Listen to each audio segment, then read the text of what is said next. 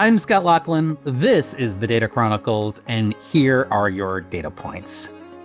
This is the third episode in our series on AI-oriented litigation and enforcement. In earlier episodes, we looked at how IP issues were being litigated in courts, and outside of IP, how these issues were developing globally and across the EU. And today, I'm excited to focus on the United States and on what AI risk actually looks like once it turns into a lawsuit or a regulatory investigation. In the US, AI enforcement isn't driven by a single statute or regulator. Instead, it's emerging through a mix of legacy laws, probably creative pleading theories by plaintiff lawyers, regulatory investigations, and increasingly sophisticated plaintiff strategies.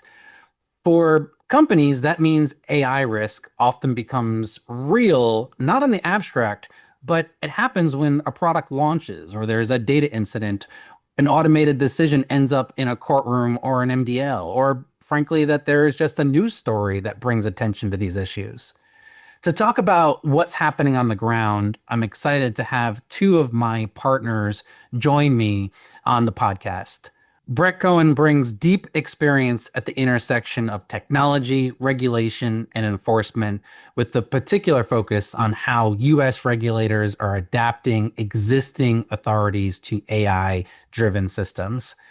And Vasi Iliadis is a go-to litigator for complex disputes involving data, privacy, cybersecurity, and emerging technologies. She regularly defends global companies in courtrooms in high-stakes class actions, multi-district litigation, mass arbitrations, regulatory investigations, and more. Together, we're going to talk about how AI-related risk actually materializes in the United States and what claims are being brought, what theories are gaining traction, and maybe what companies should expect if and when AI issues move from policy discussions into litigation and enforcement. With that, I really want to welcome Vasi and Brett to the podcast. Thanks so much for having us, Scott. So Vasi, maybe first question to you. You are an expert litigator, and oftentimes your role is to take complex disputes and try to bring that through to resolution. 3 or 4 years ago, we weren't talking about AI-related disputes. Now, I think we are talking about that quite a bit. What do these AI disputes look like in your mind and in your experience? Yeah, well, it's a great point, right? Because back in 2021, 2022, we were seeing almost none of this. And we began seeing AI litigation really take off sometime in 2023.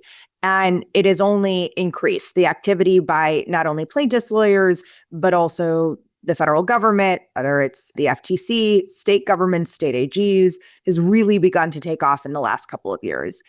And when we think about the litigation we're seeing, there are really big categories of litigation broadly involving AI.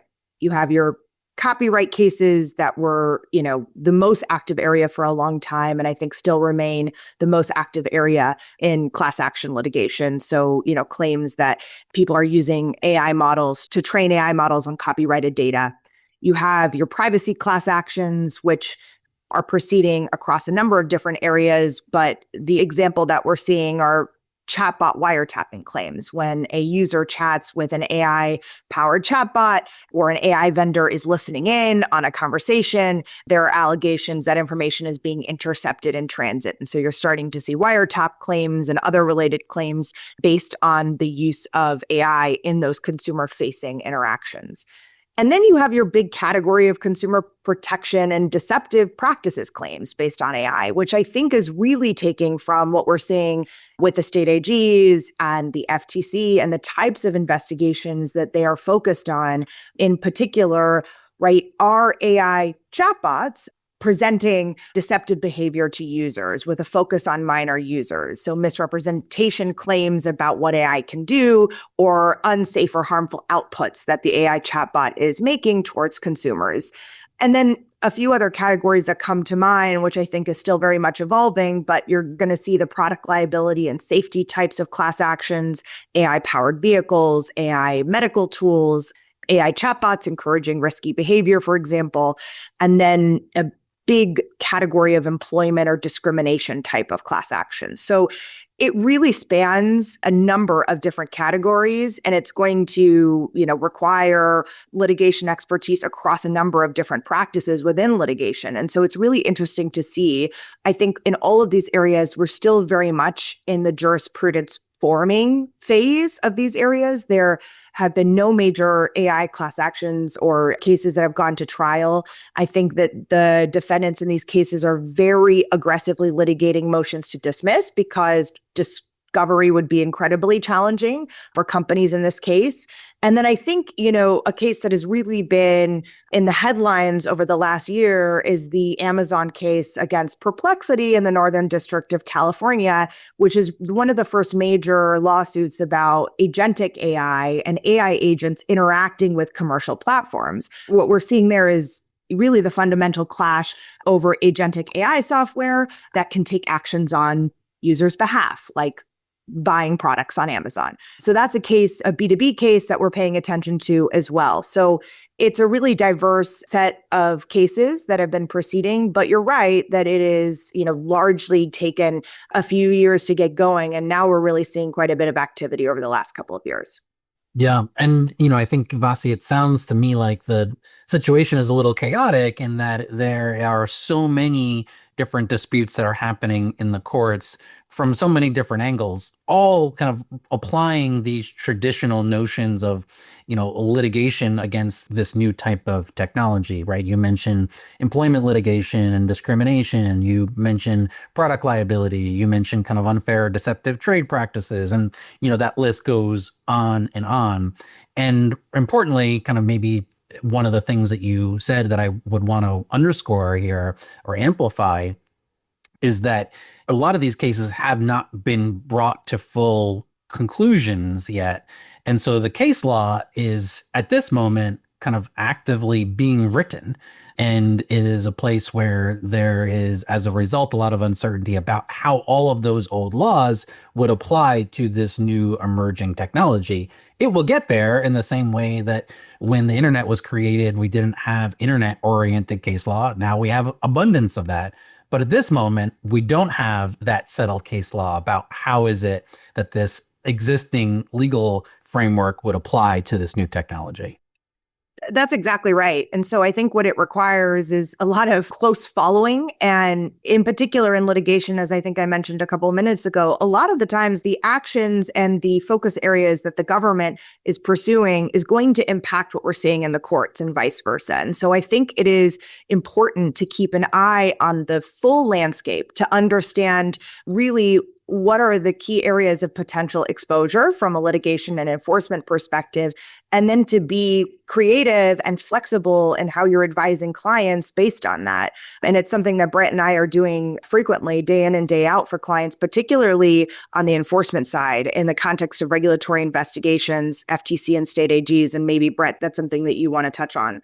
Yeah, at risk of anticipating the next question, the real difficulty then is determining when you're trying to apply existing legal frameworks to this new technology, what's the appropriate standard of care in designing products and software and services that incorporate some of the newest AI tools out there or any of the AI tools out there, whether it's in an agentic, self-operating type of model or whether it's as simple as using generative AI to create content that the developer doesn't know what it's going to say or can't be certain about what it's going to say.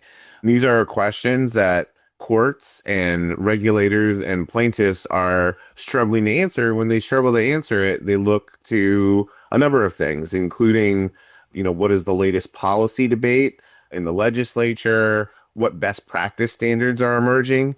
Hint, they are emerging as we speak, right? And so there's going to be sort of a battle of the experts, to the extent these issues are litigated, about what the standard of care should be. But the reality is this technology is here. And it's a real difficult question for our clients and for courts and for the regulators who are seeking to address some of the risks that they see in the newspaper, try and figure out, what should a responsible company be doing when adopting this technology for making decisions, for generating content, for interacting with the public, for interacting with other AI agents, for consuming content from other parties. And because so much of this is automated and because so much of this is new, it's there's a lot of uncertainty out there. And when there's uncertainty, it does a couple of things. It creates room for argument on both sides, which I think then, or which we've seen, Vasi, and the work that we do together leads to uncertainty in application by both the regulators and courts. And if courts aren't certain about what the standard of care is, they're more likely to let cases go farther, to go into discovery. And, you end up with somewhat expensive litigation or potential litigation battles and investigations and settlement negotiations as all parties try to figure out what the standard of care should be. And, from the court and regulator side, they don't want to enter into an agreement or a judgment that is then viewed as not sufficiently serious enough to, or not sufficiently protective enough to prevent some of the harms that they see happening. And it's just not certain how the technology is going to evolve. And then on the company side, what we try to do is avoid overly restricting the technology, either through a judgment or a decision or a settlement that ultimately will unduly constrain one company or market actor as compared to the others. And it's a point that we make is as we advocate on behalf of our clients. So it's really a dynamic environment, and I think everyone's trying to get it right, but with the uncertainty creates additional time, education, and more involvement from the lawyers and lawyers who understand the technology to try and close that gap in understanding and trying to achieve a reasonable outcome. So, Brett, I think I love kind of how you were describing the evolution and trying the identification of a standard of care with respect to this new technology. And I would love to maybe dive into that a little bit more, because I think the difficulty is you think about like what a standard of care means in this context. As a standard of care, if you go back to like law school days, what is the reasonable person going to do? And, you talk about slip and fall cases on sidewalks and that kind of thing, right? This is obviously an area where we have a lot of historical precedent around the establishment of what a standard of care would be in a negligence-oriented claim. But there's, as Vasi was just mentioning, there is not the case law set up around what negligence means like when you are deploying an AI chatbot. Meanwhile, right, I know your focus is on the regulatory investigation side of the house, and you're working with organizations who find themselves in the crosshairs of the government, and they have broad authority to bring action that are probably not negligence-oriented claims. They're looking at claims that are under a variety of legal theories, but if they want to go and say, well, what is an unfair or deceptive trade practice? Obviously, there's a very broad idea of what is an unfair practice when you're coming to AI. How are you seeing kind of regulators look at that set of issues to say, hey, this is an emerging technology. There is really not an agreed upon, quote, best practice, because there frankly hasn't been time to create the best practice. How are they struggling to then say that that is a unfair trade practice? Yeah, I like your analogy to negligence claims, right? Like negligence, you go back to your law school formulation, there's a duty, a breach of that duty through negligence that leads to some harm, right? And here, the theory is that a number of the regulators that we're interacting with are operating under, as you alluded to, are consumer protection theories. And under federal and state consumer protection laws, the agencies and state AGs have been given a very broad authority to bring enforcement actions against conduct that is harmful to consumers and that causes injury to consumers.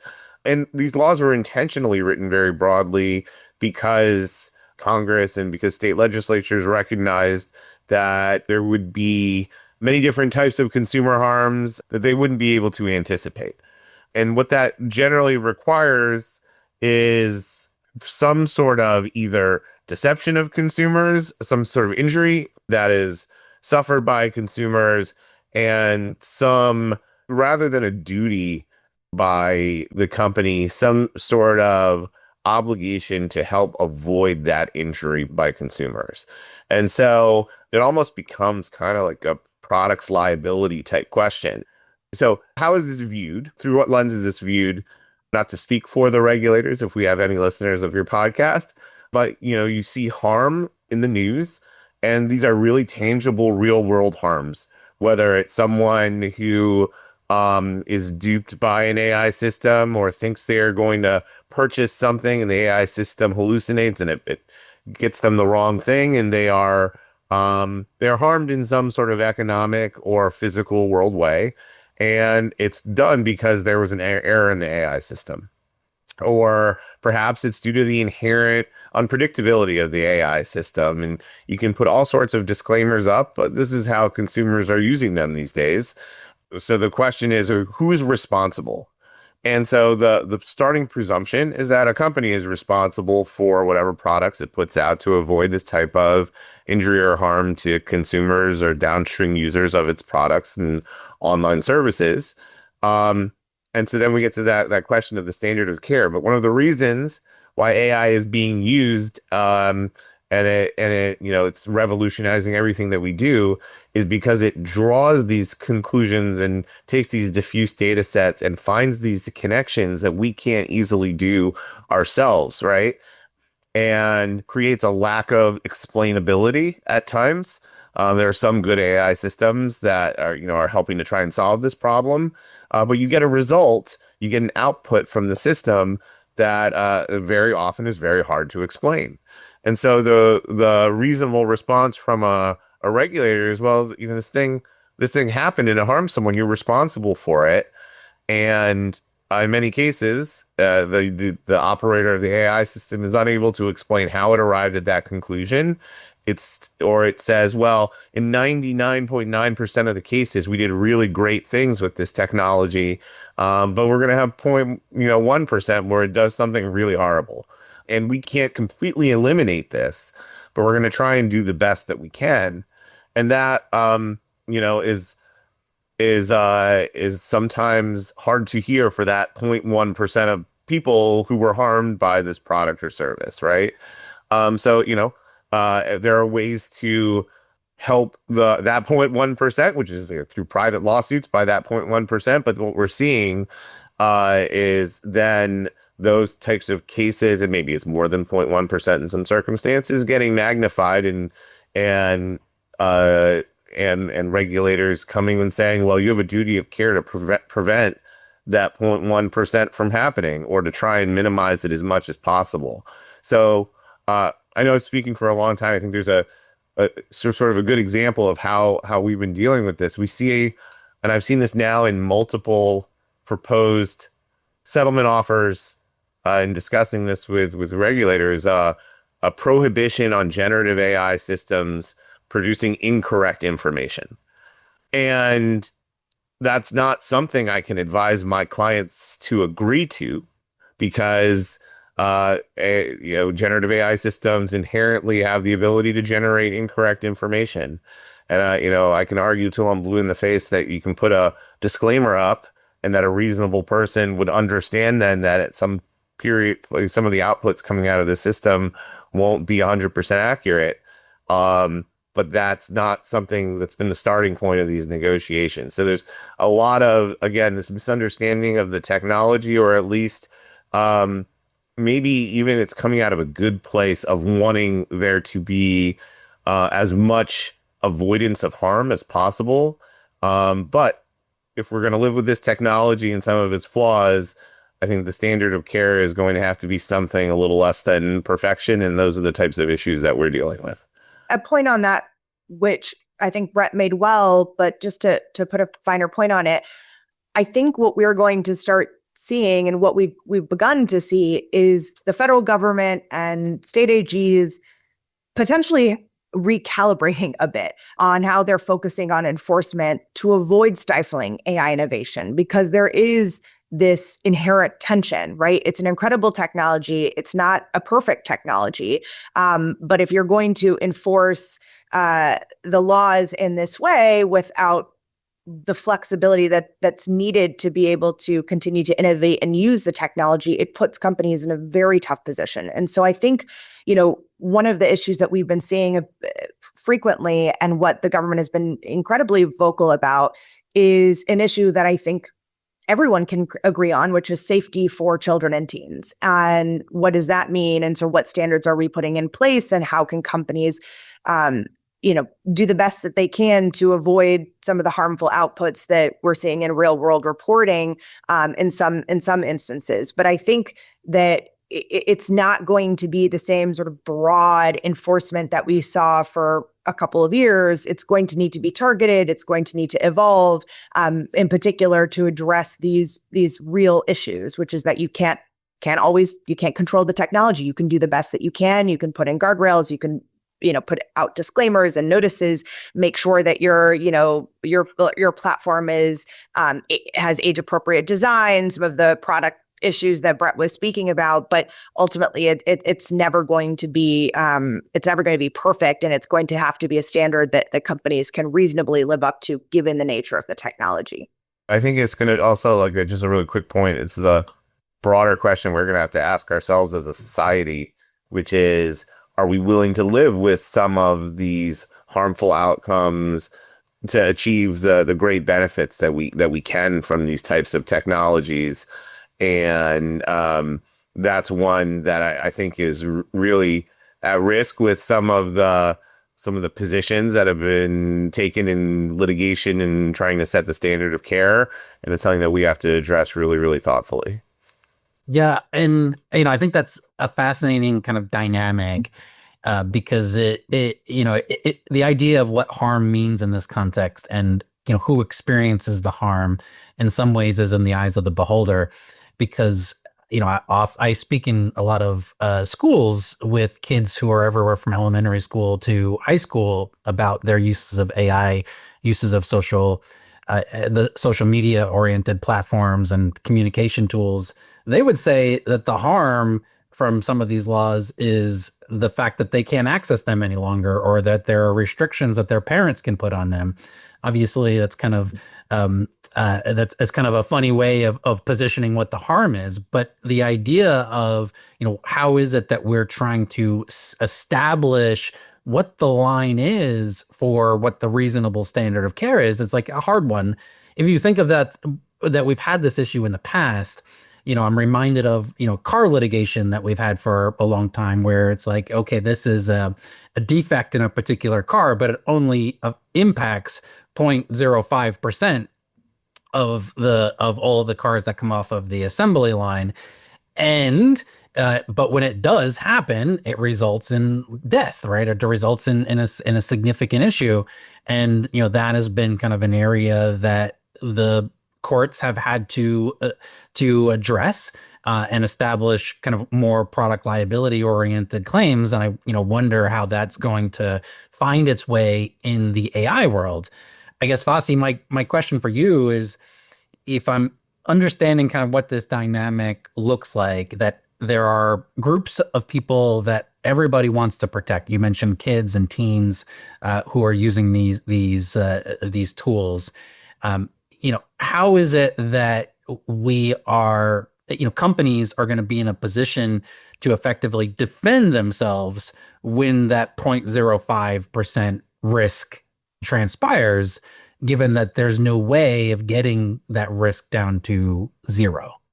Scott, it's a really good question. And I think that the way that I would think about how to mitigate the litigation risk and potential enforcement risk on those issues, and of course, it depends on the platform or the product that you have, but let's just say we're talking about generative AI chatbots as an example, and the potential purported harms that those can cause for teens or minors interacting with the chatbots.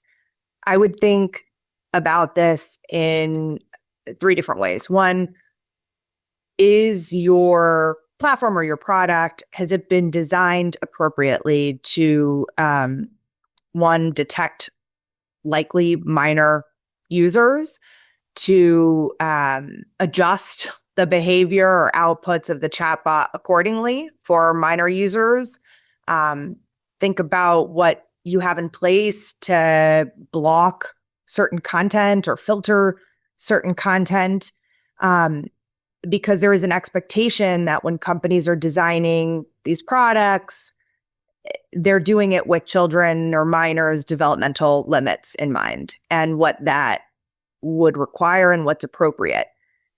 And I think the second piece of this is, are there guardrails in place that block harmful outputs and that make the product or the platform safer for minors? Is there appropriate escalation of those types of conversations within the company to make sure that we're cutting them off if we're seeing them? And I think the third piece, which Brett mentioned earlier, is clear disclosures.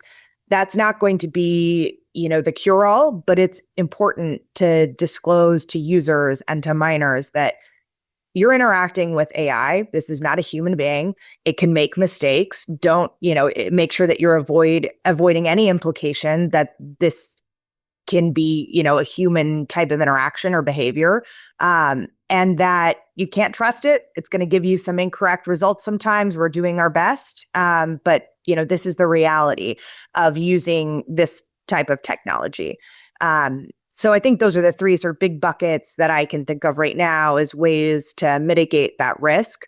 Brett may have other ideas. I mean, one point that I think maybe would be worth speaking on is how you're minimizing what you're collecting from users and what type of risk that raises under certain privacy laws. Oh yeah, the privacy angle. We haven't even started to talk about that yet. I mean, I think what's emerging as the standard of care, at least from what we're seeing, Lassie, is a level of pre-launch, pre-release testing of systems that incorporate AI, where even if you can't explain the logic, and certainly there are some laws that are going to require you to explain the logic and understand the logic. And, Scott, you've talked to other folks about the EU AI Act, and there's some, employment laws in the US to do this. But at least be able to demonstrate that the outcomes are reasonable and meaningfully related to the purpose and are not harmful, right? And are, what you anticipated and appropriate for the audience. So some level of pre-release accountability, testing and red teaming your systems before you release them out into the wild.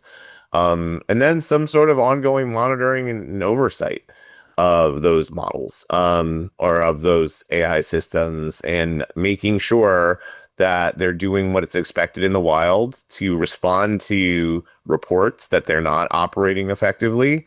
And then I think finally, and this is one that maybe gets baked into the initial step, but some sort of alignment of the AI system with the sort of the values, human values, and expectations of end users of the system, right? In many cases, we see discussions of optimization of results, right? Like that's why you use AI systems. It helps you get to the final result, or get to the right result, or get to a more efficient result. But there's a increased skepticism of regulators and courts about, well, is the efficient result one that is most protective or sufficiently protective of the users of your system? And so are you merely trying to optimize for profit, or optimize for clicks, or optimize for user engagement, and are you disregarding end user and consumer safety and this, the helpfulness of the result?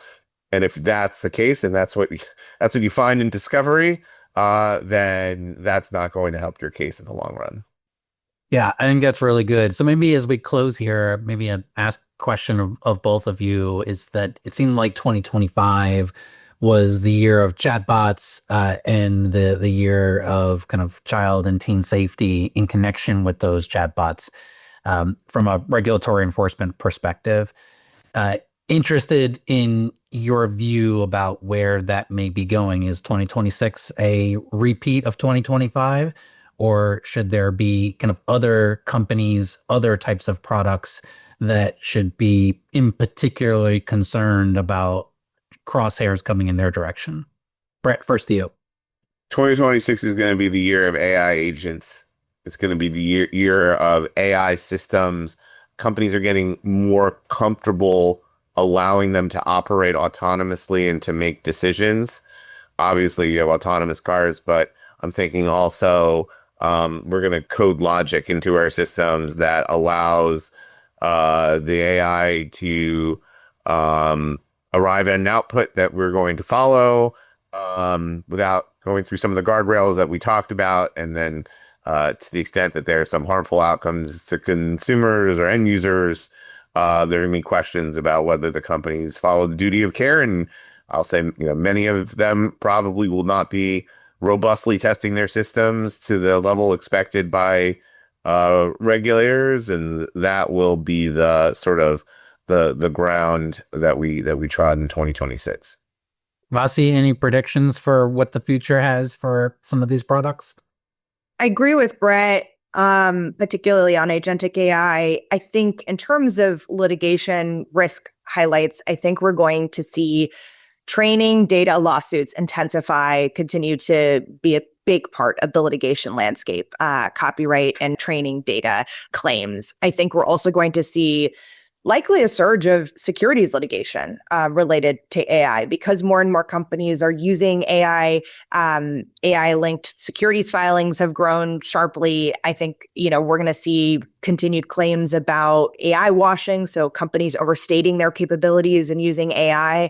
And so I think we're going to see some SEC activity there, investigating whether companies are accurately describing their use of AI technology and how they're putting AI on the market. And I think we're going to see, class actions continue to expand. AI is becoming a core driver of these. I gave you some examples at the start of the podcast. I think as regulators are going to continue to focus on this, we're going to see the plaintiffs bar follow, and we're going to see a lot more of that activity. And so that's what we can expect. And we are closely following all of it. Well, really great insights from both of you and really appreciate it. This is obviously a space that's going to evolve over the course of the next year and the years to come. And so I'm really grateful to have both of you kind of who had their fingers on the pulse of what's happening and helping guide clients through some of these really difficult issues. So thanks for sharing those insights with our audience today. Thanks, Scott. Thanks for having us. With that, I'm Scott Laughlin. This is the Data Chronicles, and those were your data points.